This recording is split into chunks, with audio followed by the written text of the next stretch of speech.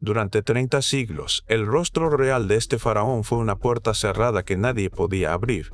Sus estatuas sobrevivieron, sus templos sobrevivieron, pero casi todas habían sido destrozadas, desfiguradas o enterradas a propósito, como si alguien necesitara que el mundo olvidara su cara. Así que los historiadores conjeturaron, los artistas lo falsearon, y todos acordaron en silencio dejar de preguntar. Y entonces un equipo de científicos se encerró en un laboratorio del Cairo, hizo una sola prueba sobre sus huesos y vio su verdadero rostro emerger de la oscuridad por primera vez en 3000 años. Porque este no era el rey que nadie esperaba. Entra en cualquier almacén de museo que todavía guarde piezas de él y lo primero que te golpea es la sensación de que algo está mal. Los conservadores hablan de ello en voz baja, los turistas lo sienten antes de poder ponerle nombre. Rostros de piedra que miran desde templos destrozados y sus rasgos son inconfundibles. Pómulos altos, cortados afilados como vidrio roto, ojos de párpados pesados que caen como de agotamiento, labios dibujados tan anchos que parecen estirados a través del cráneo, y un cuerpo que difumina cada línea entre lo masculino y lo femenino de formas que ningún rey egipcio anterior había permitido nunca. Estas no son las caras talladas de los dioses, son el rostro de un ser humano concreto, y cada instinto que tienes sigue susurrándote que algo en él no encaja. El hombre al que pertenecen esas estatuas era Akenatón, y en el año 13 de su reinado hizo algo que ningún faraón se había atrevido a hacer: cerró los templos de Amón. Detente un segundo en eso. Amón era el dios principal de todo el panteón egipcio, el dios al que su propio padre había servido toda una vida. El dios cuyos sacerdotes habían puesto la corona sobre la cabeza de Akenatón, y le cerró las puertas con un solo decreto.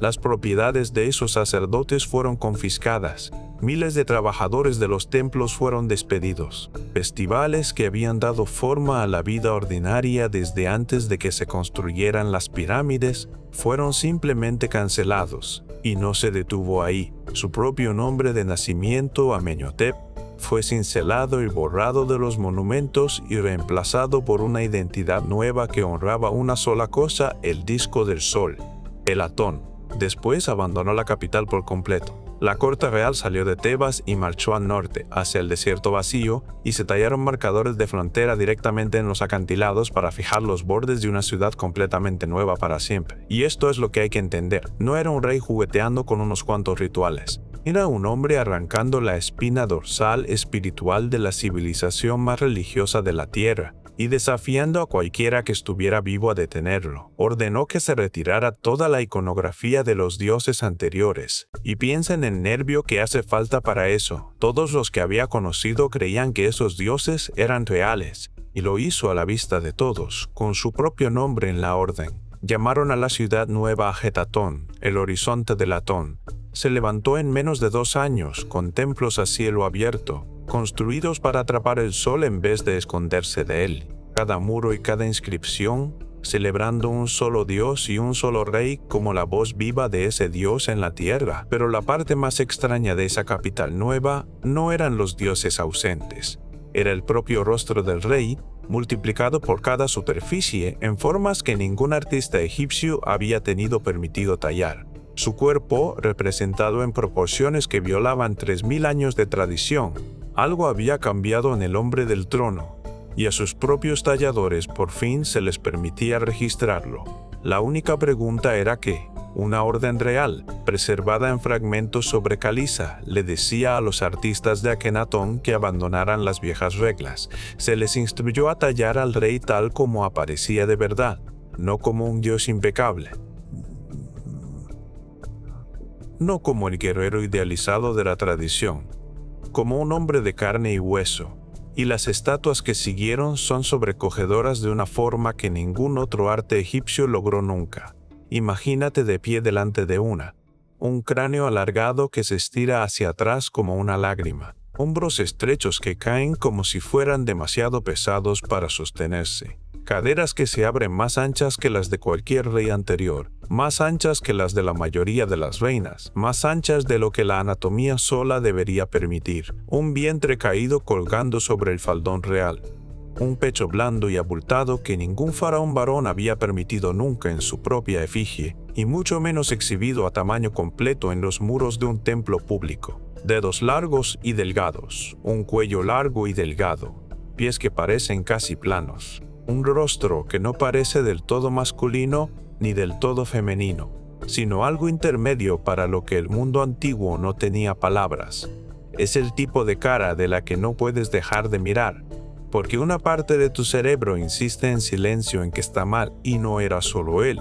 En los relieves pintados, la familia real entera lo lleva. Brazos y piernas delgados y quebradizos, abdómenes redondos y blandos, rostros estirados casi más allá del reconocimiento. Sus hijas están dibujadas con exactamente las mismas proporciones extrañas, como si el linaje llevara una firma física única, pasada de padre a hijo como una marca heredada.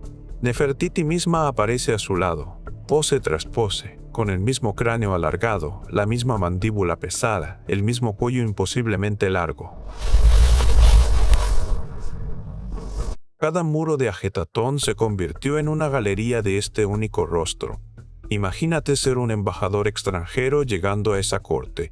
Esperas un palacio normal y un rey normal. En vez de eso, te llevan por corredores pintados del suelo al techo con estas figuras extrañas y desconocidas, viendo al hombre más poderoso de la tierra elegir, a propósito, ser tallado así. Según los relatos, varios diplomáticos volvieron a casa convencidos de que el faraón había perdido la cabeza. Durante siglos después, los estudiosos discutieron qué significaba todo aquello. ¿Era simbólico? ¿Una declaración sobre un rey que contenía dentro de sí las fuerzas creadoras masculina y femenina? ¿Era político? ¿Una ruptura limpia con la tradición para marcar una teología nueva?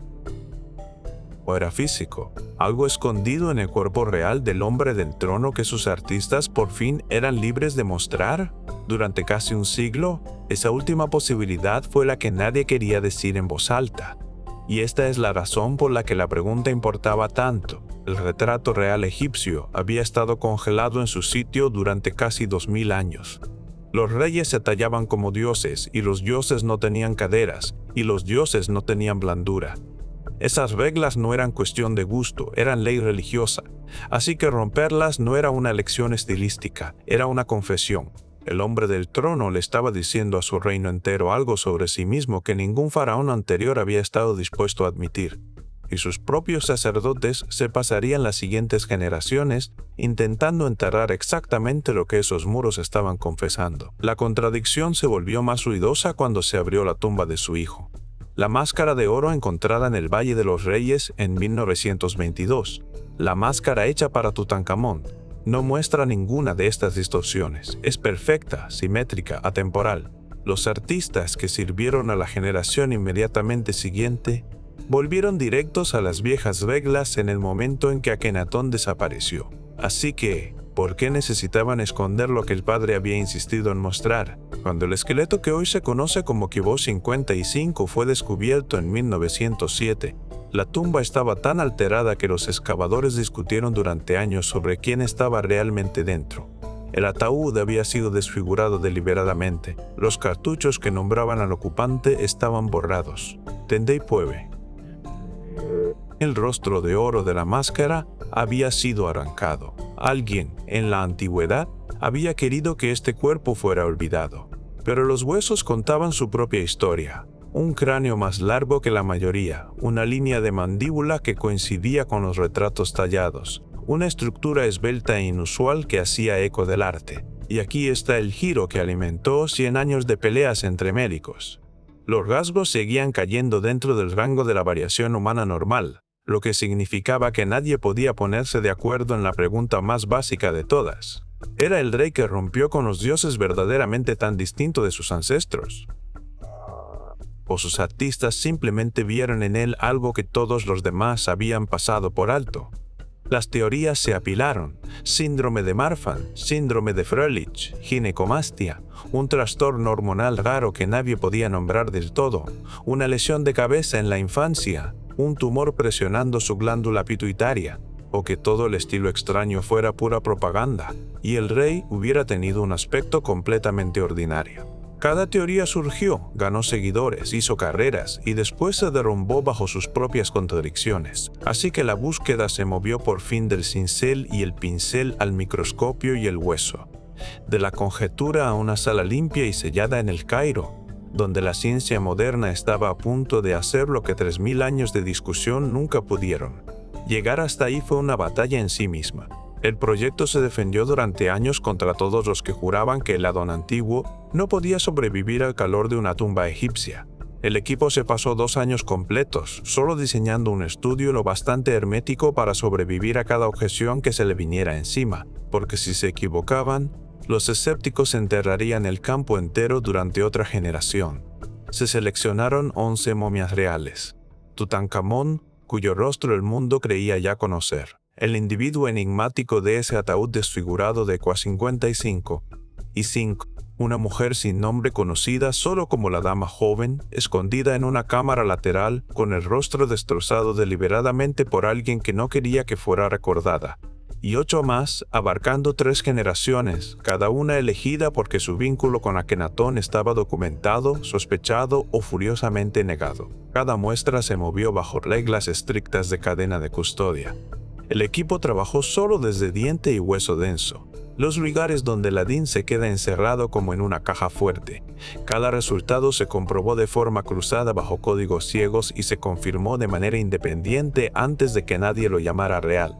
Una sola muestra contaminada, una hebra suelta del propio Adán de un investigador moderno, cayendo sobre un diente de 3000 años, podría haber hundido el estudio entero y darles a los escépticos todo lo que querían.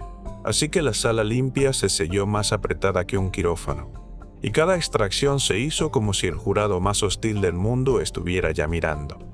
Apuntaron a 3 tipos de marcadores genéticos: Adán mitocondrial, que pasa solo de madre a hijo y traza la línea materna; marcadores del cromosoma Y, que pasan solo de padre a hijo y trazan la línea paterna; y un panel de huellas autosómicas lo bastante preciso para distinguir padres de hermanos y de primos.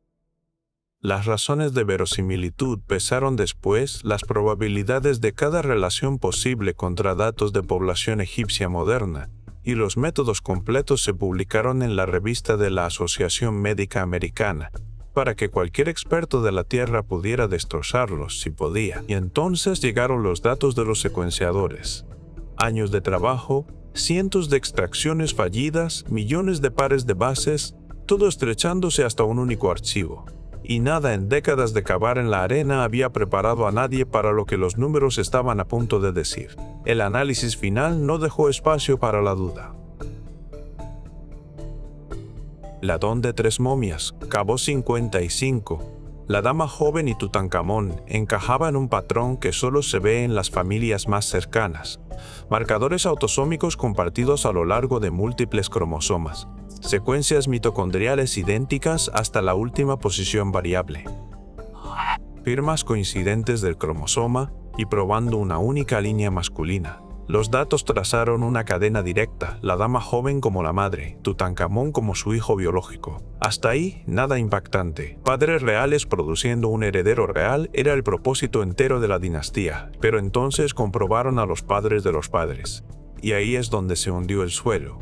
Kabir 55 y la dama joven compartían la misma madre, y compartían el mismo padre, no medios hermanos, que la dinastía había aceptado desde hacía mucho como normal, no primos segundos. Hermanos biológicos completos, nacidos de la misma madre real y del mismo padre real, que crecieron juntos dentro del mismo palacio, se casaron entre ellos y produjeron un hijo.